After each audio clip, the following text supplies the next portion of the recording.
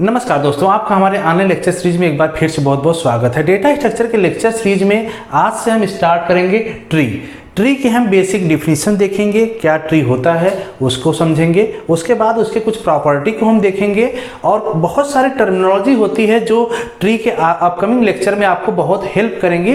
तो उस टर्मिनोलॉजी को भी हम डिटेल में आज के लेक्चर में समझेंगे। तो आज का लेक्चर काफ़ी इंपॉर्टेंट है, तो चलिए हम वन बाय वन एक एक चीज़ को स्टडी करते हैं। सबसे पहले हम बात करेंगे ट्री के डिफिनीशन की। अगर हम ट्री का डिफिनीशन देखें तो ट्री का डिफिनीशन क्या कहता है? Tree is a non linear data structure. This is used to represent hierarchical relationship between element. अब आपको यहाँ पे दिख रहा होगा कि tree is a non linear data structure. तो इसके पहले अगर हम बात करें, जैसा कि आपने एरे में पढ़ा होगा, लिंक लिस्ट में पढ़ा होगा, स्टैक क्यू में पढ़ा होगा, वो सारे डेटा स्ट्रक्चर क्या थे? आपके लीनियर डेटा स्ट्रक्चर थे, जहाँ पे कहीं ना कहीं जो एलिमेंट्स थे, जो डेटा थे, वो लीनियर वे में मेमोरी में स्टोर होते थे। लेकिन यहाँ पे अगर हम ट्री की बात करें तो ये नॉन लीनियर डेटा स्ट्रक्चर की कैटेगरी में आता है। और इसका हम जब रिप्रेजेंट करते हैं या शो करते हैं आपको, तो एक हायरार्किकल रिलेशनशिप मेंटेन करता है एलिमेंट के बीच में। अभी हम एग्जांपल भी देखेंगे उसका, कैसे हायरार्किकल रिलेशनशिप शो कर रहा है, तो उस पर भी हम अभी आएंगे। नेक्स्ट अगर हम एक और डिफिनीशन देखें तो ट्री को हम कैसे डिफाइन कर सकते हैं? Tree is a finite set of node with finite set of edge that define parent child relationship and there are no circuit. बहुत ही इंपॉर्टेंट डिफिनीशन है, इसको समझिएगा। ये आपको डायग्राम दिख रहा है ट्री का, इस टाइप के हम डायग्राम को ट्री कह सकते हैं। अब इस डायग्राम को डिफिनीशन समझिएगा, क्या बोल रहा है कि tree has a set of node and finite set of edge. तो कोई भी ट्री होगा तो उसमें कुछ नोड होंगे और कुछ नंबर ऑफ एज होंगे जो फाइनाइट में होंगे, इनफाइनाइट नहीं होंगे कभी भी। तो जैसे आपका अगर नोड की बात करें तो नोड कौन कौन सा हो गया? ए, B, C, D, E, F, G, H, ये सारे क्या हो गए? आपके नोड हो गए। और दूसरा finite set of edge. Edge क्या हो जाएगा? एज हो जाएगा, जैसे आप इस एज को लें तो कहेंगे हम ए बी एज, एक ए हो गया। दूसरा ए सी, ए डी, ऐसे ही B E, B F and D, D G and D H, ये आपके क्या हो जाएंगे? एज हो जाएंगे। अब इसी में देखें तो हम पेरेंट चाइल्ड रिलेशनशिप बन रहा है। कैसे बन रहा है? ध्यान दीजिए। अगर हम जैसे यहाँ इस ट्री में देखें तो इस ट्री में जो सबसे टॉप पे आपका होगा, यहाँ पे जहाँ से ट्री स्टार्ट हो रहा है, इसको हम कहते हैं रूट। इसको क्या कहते हैं? रूट। रूट का कोई भी पेरेंट नहीं होता। रूट मतलब जहां से आपका ट्री स्टार्ट हो रहा है। जनरली अगर ट्री का कंसेप्ट देखें तो जो आप इन जनरल अगर हम ट्री की बात करें, जैसे आपके फॉरेस्ट में या कहीं पे गार्डन वगैरह में ट्री देखते होंगे, तो वहां पे ट्री का स्ट्रक्चर क्या होता है? एक रूट होता है, जो जड़ होता है, जो आपके लैंड में होगा, और वहीं से आपका ट्री ग्रो करता है और बहुत सारे उसके शाखाएं बनते चले जाते हैं। उसी को यहाँ पे हम रिवर्स मैनर में लिए हैं, मतलब हम रूट कर दे रहे हैं टॉप पे और उसकी शाखाएं हम नीचे की टर्म में ले रहे हैं। इसी को हम क्या कहते हैं? पेरेंट चाइल्ड रिलेशनशिप बन रहा है। जैसे देखिए, जो रूट है, हम सबसे जो टॉप पे है उसको रूट ले लेंगे। इसके बाद अब इसका चाइल्ड हम कह सकते हैं, ए का चाइल्ड क्या है? ए का चाइल्ड बी है, ए का चाइल्ड सी भी है, ए का चाइल्ड डी भी है। ठीक है। इसी तरह से हम कह सकते हैं बी का पेरेंट कौन है? ए, सी का पेरेंट कौन है? ए, डी का पेरेंट कौन है? ए। इस तरह से हम कर सकते हैं। अब अगर हम इसको देखें, अगर हम इस फॉर्म में देखें तो यहाँ से अगर देखें तो बी भी किसका पेरेंट है? बी पेरेंट है आपका ई का, यहाँ पे बी पेरेंट है, एफ का भी पेरेंट है। और ई और एफ के बारे में हम कर सकते हैं, ई और एफ दोनों किसके चाइल्ड हैं? बी के चाइल्ड हैं। तो इस तरह से क्या हो रहा है? पेरेंट चाइल्ड रिलेशनशिप बन रहा है। Next, there are no circuit. कोई भी सर्किट मतलब कहीं भी साइकिल नहीं बनेगा। ट्री में कभी भी कोई साइकिल नहीं बनता। मतलब अगर देखिए, साइकिल किसको हम कहेंगे? जैसे एक साइकिल बन रहा हो, एक सर्किल बन रहा हो, जैसे हम ए बी एफ, अगर यहाँ जैसे हम इसको ऐड कर दें तब देखिए क्या होगा? ए बी एफ सी, एक साइकिल बन रहा है। तो ट्री में ऐसा कभी भी नहीं होगा कि कहीं भी कोई भी एक साइकिल बनेगा। अगर कहीं भी कोई साइकिल बन रहा है तो सिंपली उसको हम ट्री नहीं कह सकते।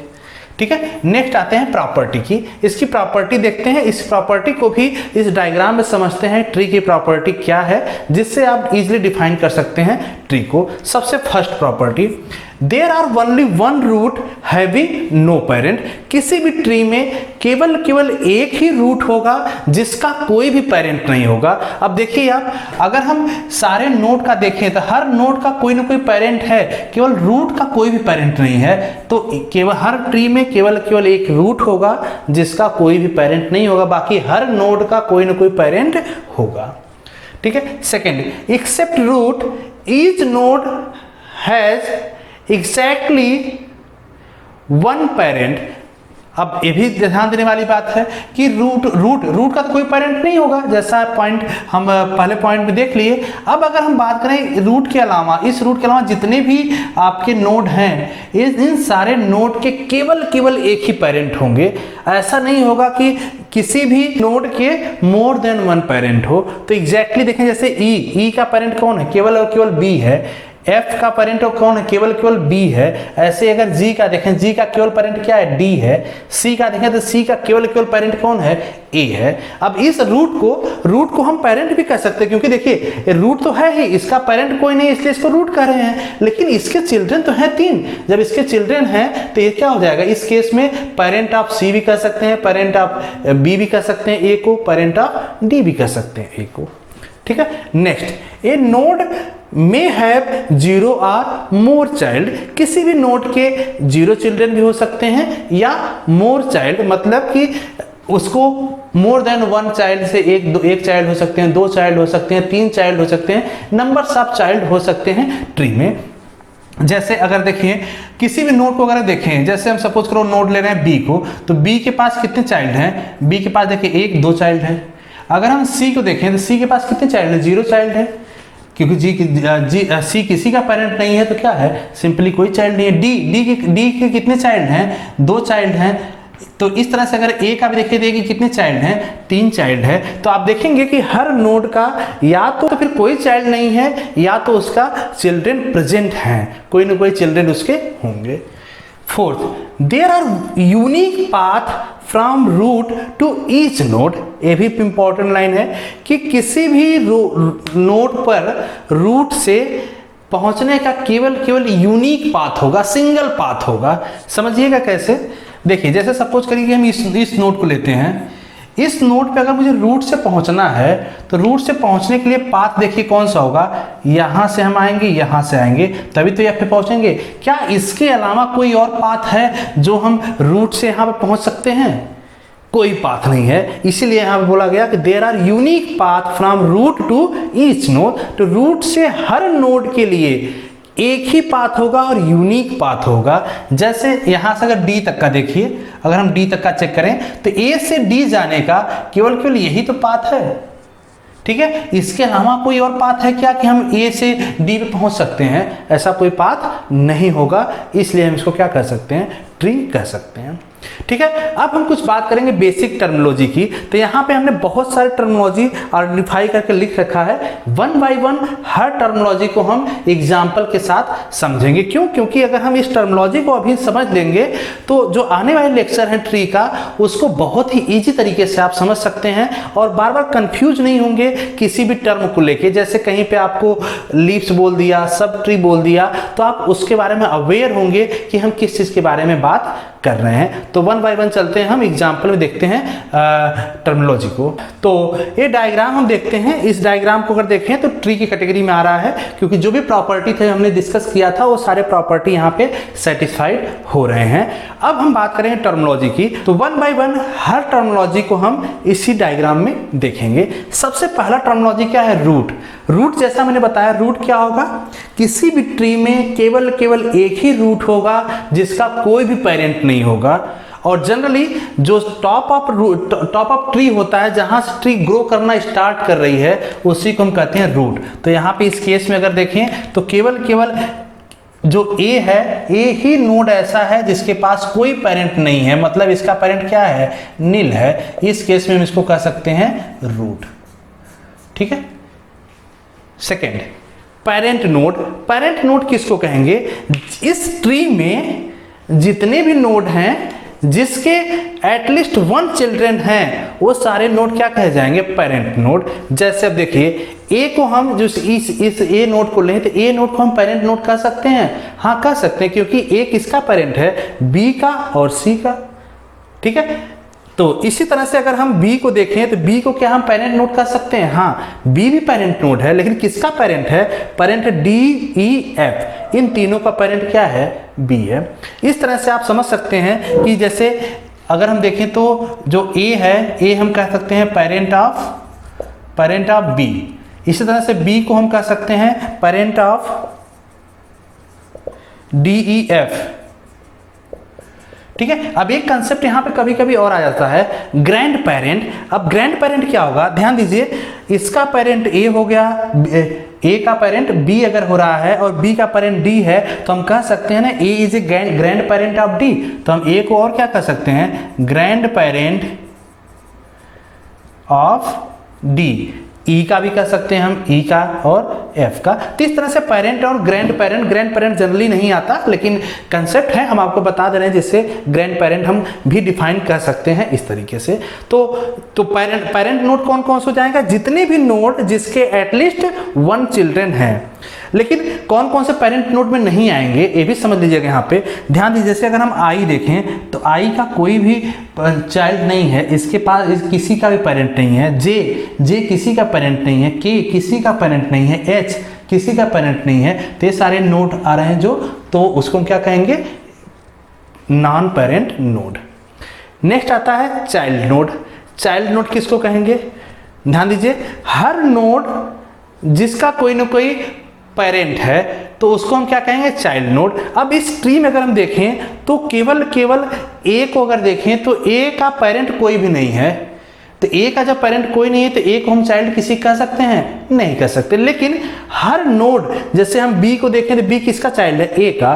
सी किसका चाइल्ड है, ए का। तो चाइल्ड नोड कैसे हो जाएंगे, जिसका कोई पेरेंट हो। जैसे एफ का पेरेंट, एफ को अगर हम चाइल्ड नोड लेते हैं कह सकते हैं चाइल्ड नोड, क्योंकि इसका पेरेंट क्या है, बी है। ई किसका चाइल्ड है, बी का, तो ये भी हो सकता है। तो चाइल्ड नोड इस तरीके से हो जाते हैं, मतलब जहां पे पेरेंट चाइल्ड का रिलेशन बन रहा है तो वहां पेरेंट भी होगा, चाइल्ड भी होगा। ठीक है, नेक्स्ट सब ट्री। इस सब ट्री को समझिएगा। सब ट्री समझने के लिए आप देखिए, जैसे सपोज कीजिए कि आपका ट्री दिया हुआ है, इस ट्री का क्या है, ये रूट है। अब रूट है तो रूट के जितने भी चिल्ड्रन हैं, रूट के चिल्ड्रन कितने हैं, देखिए एक बी है और सी है।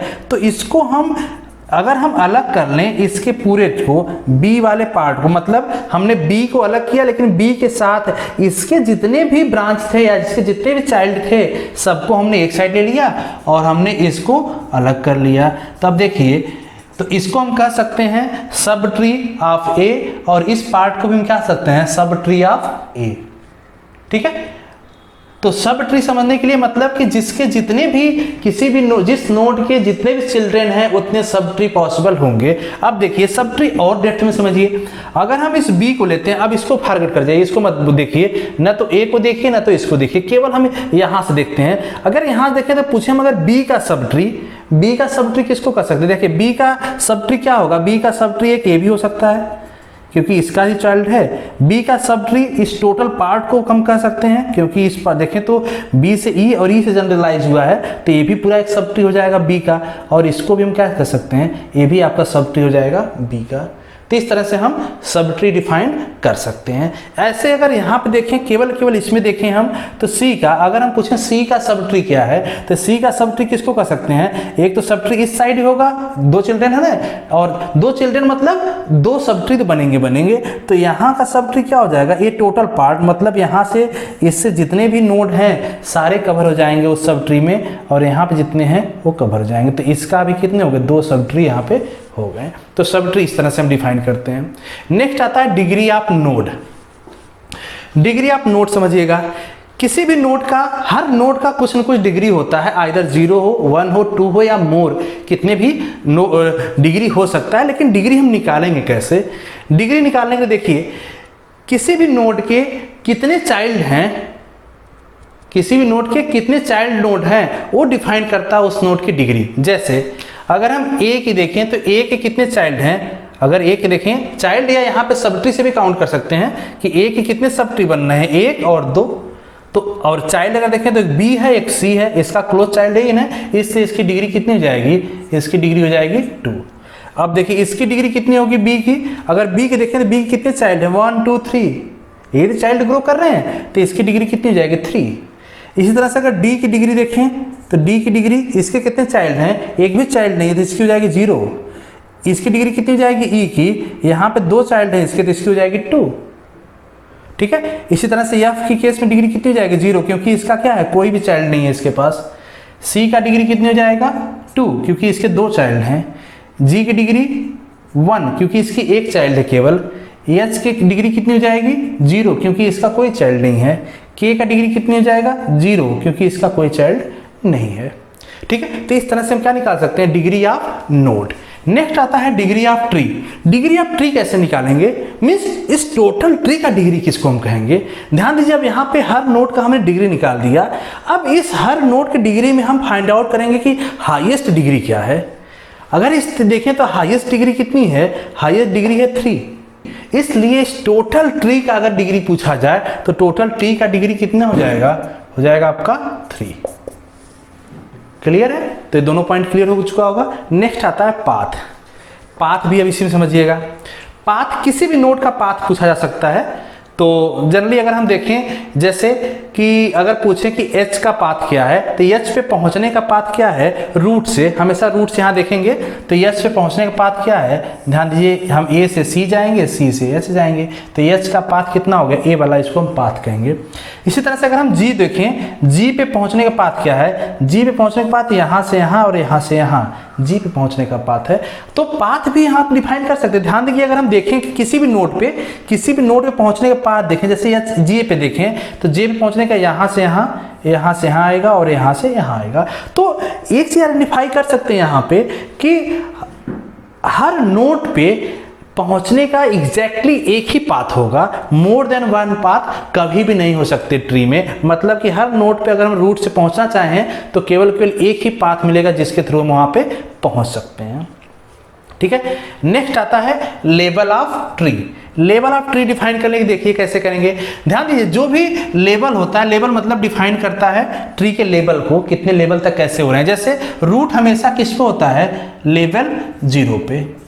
ठीक है, लेवल 0 पे रूट हो गया। इसके बाद जितने भी हम डेप्थ में जाते जाएंगे एक एक इंक्रीमेंट होता जाएगा। मतलब ए वाला लेवल कितना हो जाएगा, इस लेवल को हम कहेंगे लेवल 1।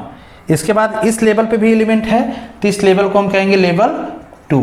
तो ध्यान दीजिए, ट्री हमेशा इसी फॉर्म में, लेवल फॉर्म में होता है जिसमें हम लेवल डिफाइन कर पाए।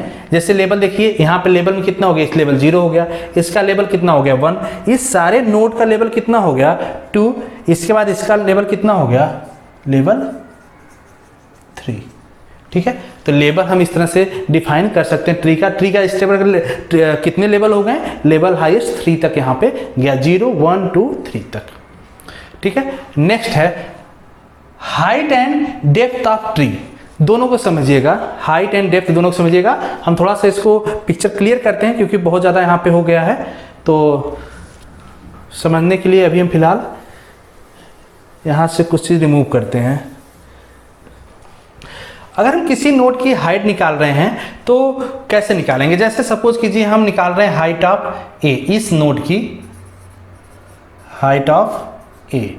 तो इस हाइट ऑफ नोड ए निकालने के लिए आप देखिए लीफ नोड से, ठीक है, किसी भी लीफ नोड से यहाँ पे पहुँचने का लॉन्गेस्ट पाथ कौन सा है। अगर हम देखें तो लीफ नोड से यहाँ पहुँचने का पाथ देखिए, यहाँ से 1 2 3, पाथ मतलब पाथ में कितने नंबर आप एज है ये काउंट करेगा। तो यहाँ देखें तो 1 2 3, 3 से ज़्यादा कोई दिख रहा है क्या, 1 2 3, इधर से भी 3 है, यहाँ से भी 3 है, तो मतलब इसकी हाइट कितनी हो गई 3। ठीक है, अगर हम लिखे हाइट ऑफ बी की हाइट क्या है। अब देखिए बी की हाइट लीफ से, लीफ नोड मैंने बता दिया ना, लीफ नोड मतलब जो जिसके एक भी चिल्ड्रन नहीं है। जैसे यहाँ पे ए लीफ नोड है, ए यहाँ भी लीफ नोड है, ए भी लीफ नोड है, ये सारे क्या हैं, जिसके एक भी चिल्ड्रन नहीं, वो सारे क्या हैं, लीफ नोड है। ठीक है, तो हाइट ऑफ बी कैसे निकलेगा, देखिए अगर लीफ से आए तो जो लीफ से यहाँ पहुँचने का जो मैक्सिमम लेंथ का पाथ हो, मैक्सिमम नंबर ऑफ एज जिसमें है, वही आपका हाइट ऑफ बी होगा। देखिए यहाँ से यहाँ एक आ रहा है, यहाँ से यहाँ दो, एक एज दूसरा एज, यहाँ से यहाँ भी दो आ रहा है, यहाँ से यहाँ एक आ रहा है, तो मैक्सिमम कितना है 2, तो इसका हाइट कितना हो जाएगा 2। अगर इसका हाइट निकालें तो इसका हाइट कितना है, इसका हाइट कुछ नहीं 0 है, क्योंकि यहाँ पे ये लीफ नोड है ऑलरेडी, इसके यहाँ पे लीफ से लीफ 0 नोड हो, 0 एज नंबर ऑफ एज है यहाँ पे। यहाँ पे इसकी हाइट निकालें तो एस इक्वल टू कितना हो गया, देखिए यहाँ से 1 2, इधर से कितना है केवल 1 है तो 2 हो जाएगा, जो मैक्सिमम होगा उसको लेंगे। इसका निकालें हाइट तो 1 होगा, क्योंकि लीफ से यहाँ पे एक ही लीफ नोड है, इसके नीचे तो यहाँ से यहाँ पहुँचने क्या है, केवल एक ही एज है इसका, तो इस पाथ में किसकी हाइट हो जाएगी 1। तो इजीली आप हाइट ऐसे कैलकुलेट कर सकते हैं। नेक्स्ट आता है डेप्थ। डेप्थ आप ट्री कैसे हम निकालेंगे, डेप्थ निकालने के लिए रिवर्स ऑर्डर में इसी को लेंगे। जैसे सपोज करो कि मुझे निकालना है डी, डेप्थ निकालना है बी का डेप्थ मतलब अब रूट से देखेंगे, रूट से इस नोड तक पहुंचने तक कितने नंबर ऑफ एज आ रहे हैं, तो यहां से यहां तक कितने, केवल एक ही एज आया, तो इसका हो जाएगा डेप्थ 1। ठीक है, अब अगर हम मुझे इसका निकालना है डेप्थ, तो यहां से यहां रूट से यहां पहुंचने कितने आए, 1 2 एज आया, तो इसका डेप्थ हो जाएगा 2। अगर मुझे इसका डेप्थ निकालना है आई का, तो यहां से 1 2 3, यहां पहुंचने कितना हो रहा है, 3 हो रहा है। ठीक है, इसी तरीके से किसी भी नोड का हम डेप्थ निकाल सकते हैं। अगर हम इसका डेप्थ निकालें तो क्या हो रहा है, के का डेप्थ 1 2 3, यहाँ भी 3 हो रहा है। ठीक है, अगर हम ए का ही डेप्थ लें, ए का डेप्थ कितना है, यहाँ से रूट पहुँचने का 0 हो गया, क्योंकि रूट से रूट पहुँचने के लिए किसी भी एज की ज़रूरत नहीं है, तो ए का डेप्थ कितना हो जाएगा 0। इस तरीके से आप हाइट और डेप्थ दोनों निकाल सकते हैं। नेक्स्ट आता है इंटरनल एंड एक्सटर्नल नोड। इसको भी समझिएगा, एक्सटर्नल और इंटरनल नोड क्या होगा। किसी भी ट्री में अगर हम देखें तो हर नोड में 2 ही तरह के नोड हो सकते हैं, या तो कुछ इंटरनल नोड होंगे, कुछ एक्सटर्नल नोड होंगे। कौन से इंटरनल नोड होंगे, इस ट्री में आइडेंटिफाई कीजिए जितने भी लीफ नोड हैं, लीफ नोड मतलब जिसके एक भी चिल्ड्रन नहीं है, वो सारे क्या होंगे, एक्सटर्नल नोड। इसके अलावा जितने नोड हैं वो सारे क्या हो जाएंगे, इंटरनल नोड। सिंपल सा फंडा है। देखिए जैसे अगर हम देखें तो ये आपका डी आपका क्या होगा, एक्सटर्नल नोड। ए भी क्या होगा, एक्सटर्नल, ए भी एक्सटर्नल, ए भी एक्सटर्नल, ए भी एक्सटर्नल होगा, ए भी एक्सटर्नल होगा, क्योंकि इन सब का एक भी चिल्ड्रन नहीं है, तो एक्सटर्नल। बाकी इसके अलावा जितने भी नोड हैं वो सारे क्या होंगे, इंटरनल नोड की कैटेगरी में आ जाएंगे। तो होप सो क्लियरली समझ में आ गया होगा आपको। नेक्स्ट आते हैं सिबलिंग। नेक्स्ट पॉइंट देखिए क्या है, सिबलिंग। सिबलिंग समझिएगा कि सिबलिंग जनरली कंसेप्ट कहाँ आता है, जब किसी भी नोड के मोर देन 1 चिल्ड्रन हैं, तो वहाँ पे सिबलिंग कंसेप्ट आएगा। जैसे अगर हम देखें तो ई का एक चिल्ड्रन तो आई है, दूसरा चिल्ड्रन क्या है, जे है, तो इन दोनों को हम क्या कर सकते हैं, ये दोनों आपस में क्या है, सिबलिंग है। ठीक है, ऐसे ही अगर हम सी को देखें तो सी का एक चिल्ड्रन क्या है, जी है, एक एच है, तो इन दोनों को हम क्या कर सकते हैं, दोनों आपस में क्या है, सिबलिंग है। ठीक है, तो ये सिबलिंग हम इस तरह से डिफाइन कर सकते हैं जब कोई ऐसे जो पेरेंट होंगे, ऐसे चिल्ड्रन जिसके पेरेंट सेम हैं, जैसे इसका पेरेंट सी है, इसका पेरेंट सी है, तो क्या होगा, ये दोनों आपस में क्या होंगे, सिबलिंग होंगे। ठीक है, लेकिन इस केस में हम के और एच को सिबलिंग नहीं कह सकते, क्योंकि के का पेरेंट कौन है, जी है, तो जी का पेरेंट सिबलिंग होगा, लेकिन के का सिबलिंग नहीं हो सकता। ठीक है, नेक्स्ट है एंसेस्टर एंड प्रॉपर एंसेस्टर। इसको भी समझिएगा। किसी भी नोड का अगर एंसेस्टर निकालना है आपको, जैसे सपोज कीजिए हम इसका निकाल रहे हैं डी का, तो डी का एंसेस्टर क्या होगा, रूट से डी तक पहुंचने के पाथ में जितने भी नोड आ रहे हैं, रूट से यहाँ तक, ध्यान समझिएगा, अगर हम एंसेस्टर निकाल रहे हैं, एंसेस्टर डी मतलब कि रूट से डी तक पहुंचने पे जो पाथ है, ये पाथ ही ना है, जितने भी नोड आ रहे हैं सारे को कहा जाएगा ancestor of D, including D. D को इंक्लूड भी होगा, मतलब ए भी होगा, बी भी होगा और डी भी होगा, ये तीनों आ जाएंगे। ठीक है, क्योंकि इसके पाथ में देखें तो ए है, बी भी आ रहा है, इसको इंक्लूड भी करेंगे डी को, तो डी भी आ जाएगा। दूसरा आता है प्रॉपर एंसेस्टर। प्रॉपर एंसेस्टर में क्या होगा, सिंपली जिसका हम प्रॉपर एंसेस्टर निकाल रहे हैं उसको इंक्लूड नहीं करते। जैसे सपोज कीजिए कि अगर मुझे जी का निकालना है, इसका मुझे निकालना है प्रॉपर एंसेस्टर, तो इसके पाथ में, यहाँ से यहाँ पाथ में अगर देखें तो कितने नोड आ रहे हैं, ए आ रहा है, सी और जी को हम इंक्लूड नहीं करते, मतलब कि अगर इसका प्रॉपर एंसेस्टर निकालना है तो क्या होगा, केवल ए और सी ही होगा। इसके पाथ में इसको छोड़ के जितने भी आ रहे हैं नोड, सारे नोड प्रॉपर एंसेस्टर में आ जाएंगे। नेक्स्ट आता है descendant and proper descendant. Just reverse है एंसेस्टर की तरह से।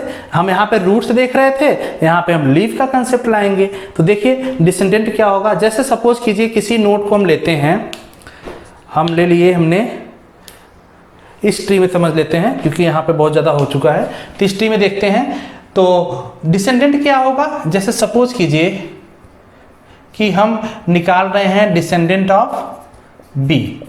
तब देखिए बी से लीफ पहुंचने का पाथ कौन कौन सा है, एक तो इससे भी हम लीफ पे पहुंच रहे हैं और एक इससे भी लीफ पे पहुंच रहे हैं। लीफ मतलब जिसका कोई चिल्ड्रन नहीं है, तो लीफ तो यहाँ हो गया क्योंकि इसके बाद कोई चिल्ड्रन नहीं था, आगे हम जाएंगे नहीं। तो जिस नोड का हम डिसेंडेंट निकाल रहे हैं, यहाँ से लीफ तक पहुंचने के लिए, लीफ तक पहुंचने में जितने भी नोड आ रहे हैं सारे नोड इंक्लूड होंगे, इंक्लूडिंग दैट नोड जिसका हम निकाल रहे हैं। तो अगर बी का निकाल रहे हैं, देखिए बी अगर यहाँ से देखें तो यहाँ पे लीफ आ रहा है, यहाँ पे तो ये पाथ ए पाथ, तो इस पाथ पे कौन कौन नोड आया, बी ई एफ। तो हम ले सकते हैं यहाँ पे ये तीनों आ जाएंगे, तो हो जाएगा B E F.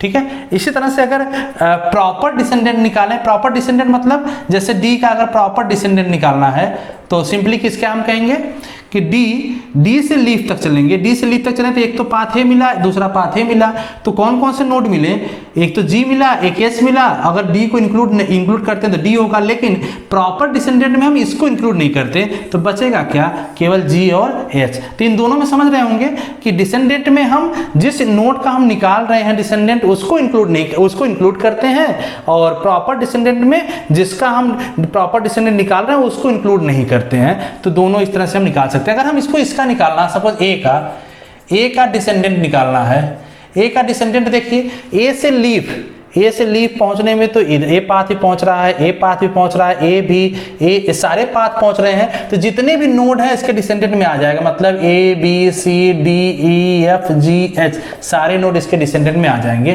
Proper descendant क्या होगा ए का अगर प्रॉपर डिसेंडेंट निकालें तो यहां से लीफ, देखिए सारे लीफ पहुंच रहे हैं तो और इसको छोड़ देंगे। उस टाइम प्रॉपर टाइम क्या करते हैं, जिस नोड का निकाल रहे हैं उसको हम छोड़ देते हैं, तो ए को छोड़ देंगे, बाकी सारे नोड आ जाएंगे B C D E F G, क्योंकि लीफ देखिए यहां से लीफ पहुंचने पे सारे जितने भी, जैसे यहां पर हमने दिखा इसको, तो यहां से लीफ पहुंचने पे पाथ है तो इसमें जितने भी नोड है सारे नोड आ जाएंगे, तो हम लीफ तक देखते हैं यहां पे। तो इस तरह से डिसेंडेंट और प्रॉपर डिसेंडेंट भी हम निकाल सकते हैं। तो ये तो हो गया आपका ट्री का बेसिक कंसेप्ट प्रॉपर्टी के साथ, और हमने टर्मिनोलॉजी भी डिस्कस कर लिया। Hope so each and everything properly आपको समझ में आ चुका होगा। कोई डाउट हो या कंफ्यूजन है तो कमेंट बॉक्स में कमेंट करके क्वेश्चन कर सकते हैं, उसका रिप्लाई दिया जाएगा। तो आज के लिए इतना ही करते हैं। नेक्स्ट लेक्चर में हम बात करेंगे टाइप्स ऑफ ट्री की। तो मिलते हैं नेक्स्ट लेक्चर में। Thank you so much.